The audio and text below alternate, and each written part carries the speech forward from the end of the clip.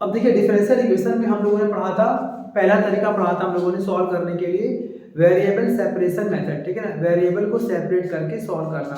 दूसरा हम लोगों ने यहाँ पर पढ़ा था होमोजीनियस फॉर्म में y = vx एज्यूम करके सॉल्व करना।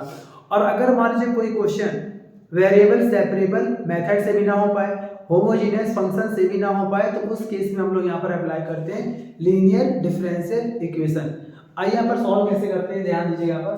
सबसे पहले यहाँ पर देखिए 3 इसके रूल है। पहला यहाँ पर क्या रूल है कि dy/dx प्लस py = q, ये हमेशा इस फॉर्म में होगा। इस फॉर्म में हमेशा आपको देखने को मिलेगा डिफरेंशियल लीनियर इक्वेशन के फॉर्म में, ठीक है ना। अगर यहाँ पर अगर ये इस फॉर्म में नहीं, मतलब कि dy/dx का कोफिशिएंट अगर 1 नहीं है, तो जो भी यहाँ पर कोफिशिएंट है उस क्वांटिटी से आपको बोथ साइड डिवाइड करना पड़ेगा। ये पहचान है, इस फॉर्म में आपको ये देकर आएगा, ठीक है ना।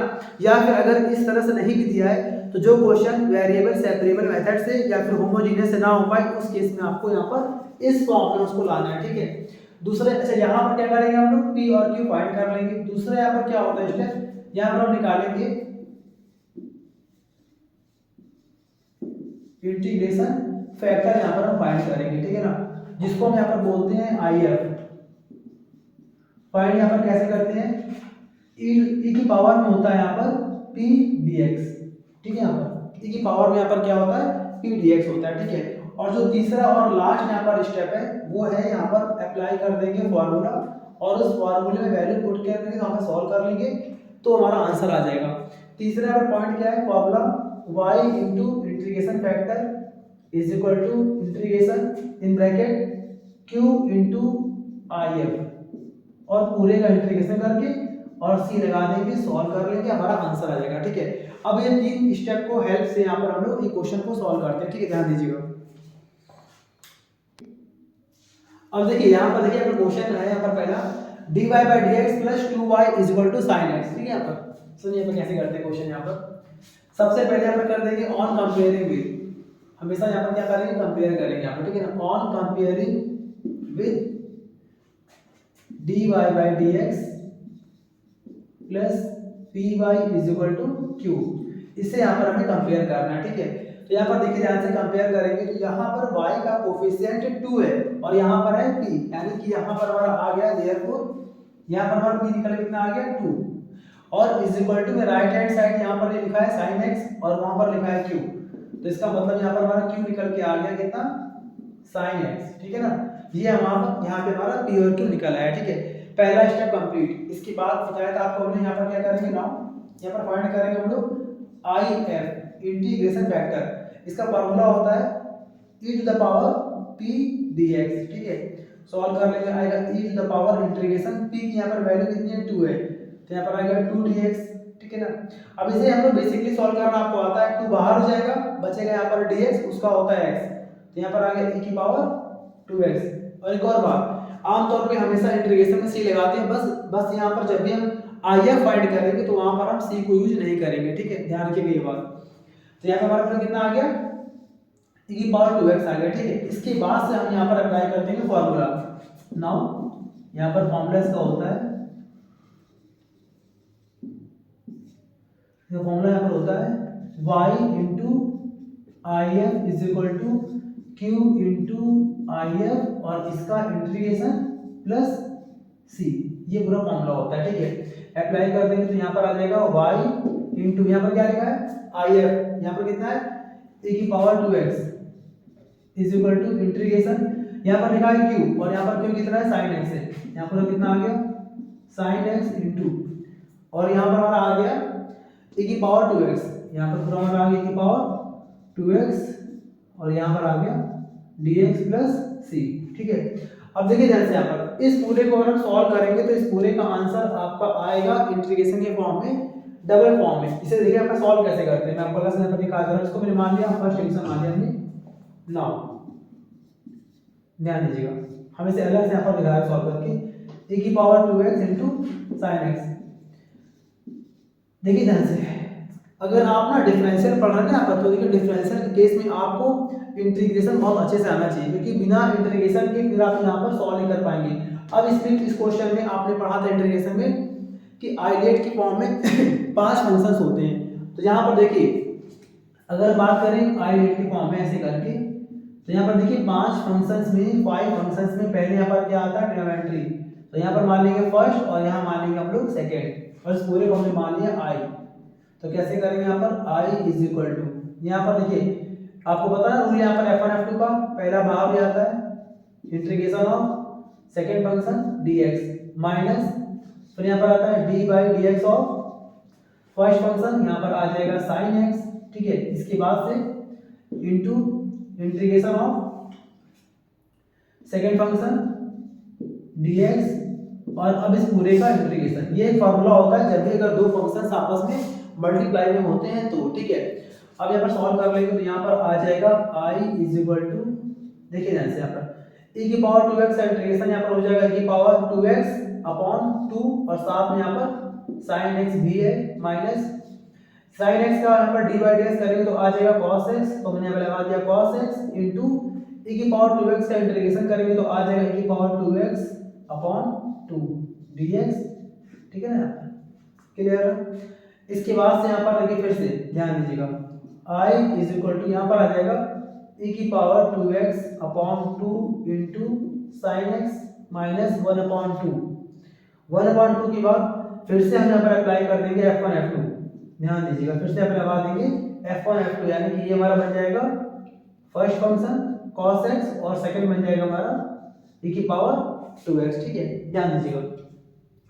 तो यहाँ पर हमारा क्या आएगा, पहले यहाँ पर बाहर रहेगा पहला फंक्शन F1 बाहर हो गया into d by integration of second function e की पावर 2x dx माइनस फिर यहाँ पर लगाएंगे इंटीग्रेशन, यहाँ पर आ जाएगा d by dx of first function, यहाँ पर आ जाएगा कितना cos x इनटू फिर यहाँ पर आएगा integration of second function dx और इस पूरे का इंटीग्रेशन, ठीक है ना, और यहाँ पर ब्रैकेट हम यहाँ पर क्लोज कर देंगे ऐसे करके, ठीक। अब देखिए इसके बाद यहाँ पर इसको एलिस कर दे रहा हूँ, बस थोड़ा सा सॉल्व करने थोड़ा सा रहने जा रहा है।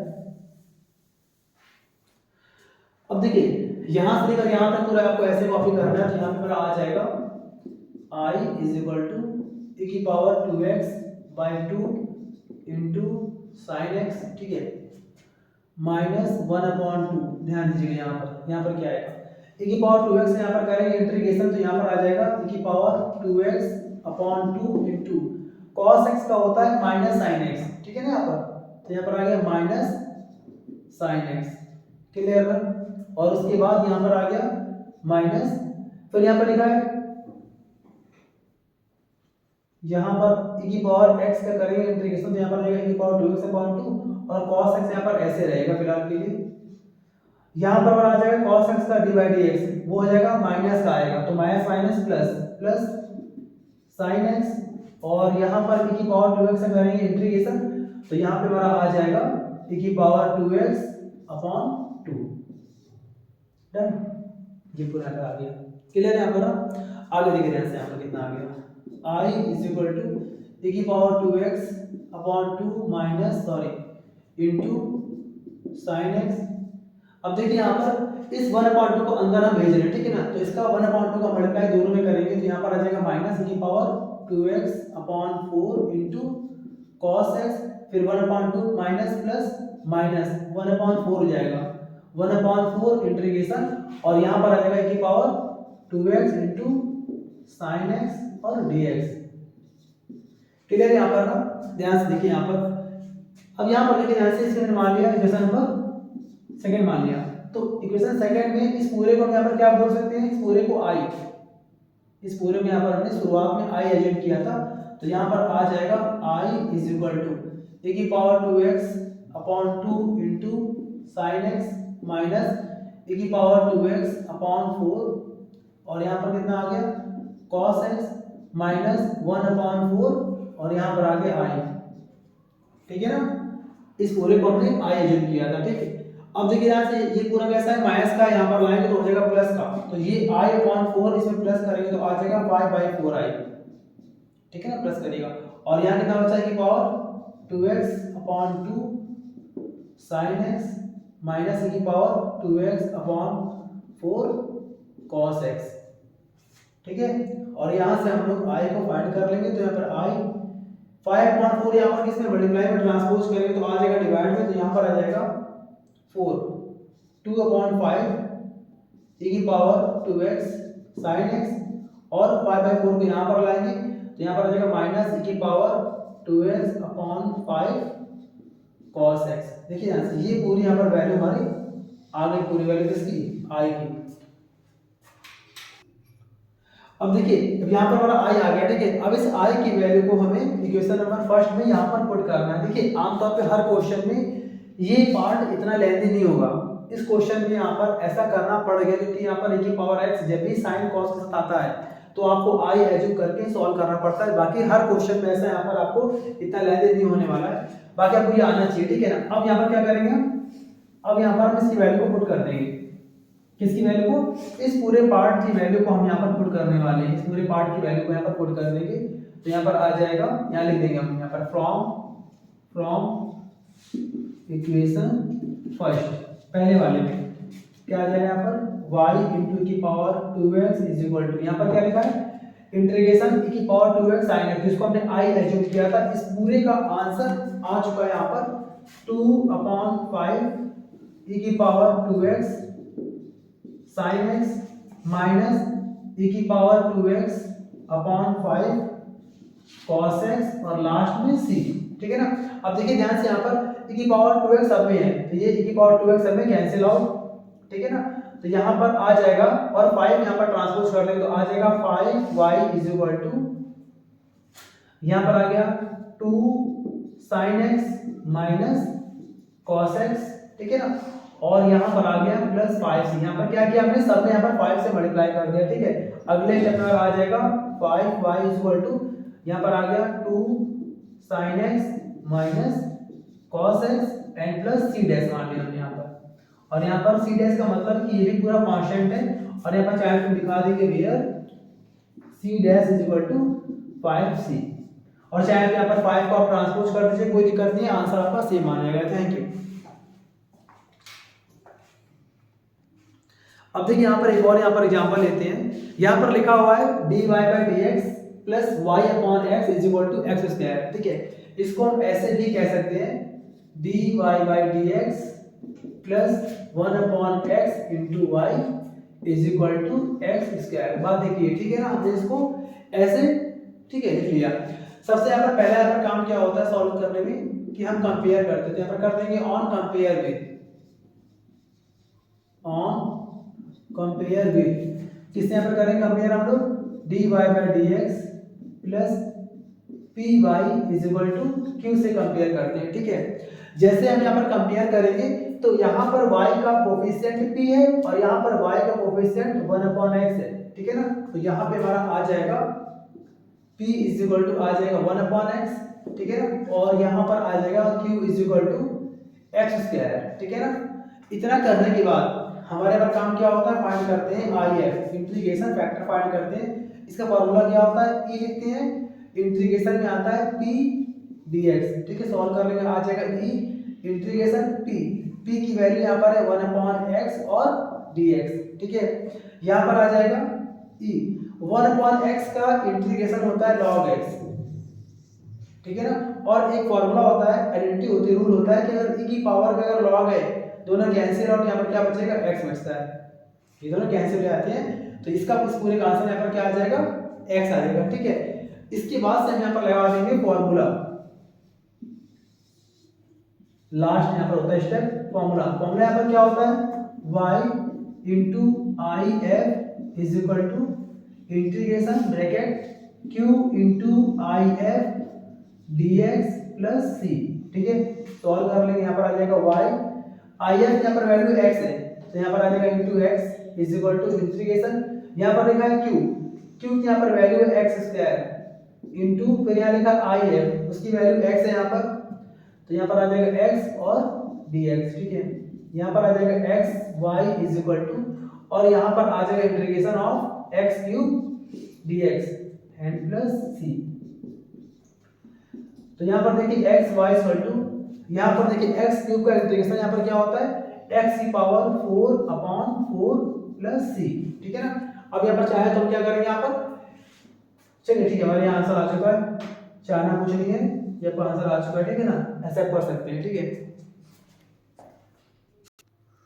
तो देखिए यहाँ पर इस तरह से पूरा हमारा डिफरेंशियल इक्वेशन पूरा हमारे यहाँ पर हो रहा है कंप्लीट। इसमें आपको शुरुआत से आपको बता दिया कि डिग्री ऑर्डर, उसके बाद से सेपरेशन मेथड, वेरिएबल को सेपरेट करना, और इसके बाद से तीसरा आपका होता है होमोजीनियस फंक्शन, और चौथा और लास्ट और सबसे इंपॉर्टेंट आपका होता है लीनियर डिफरेंशियल इक्वेशन।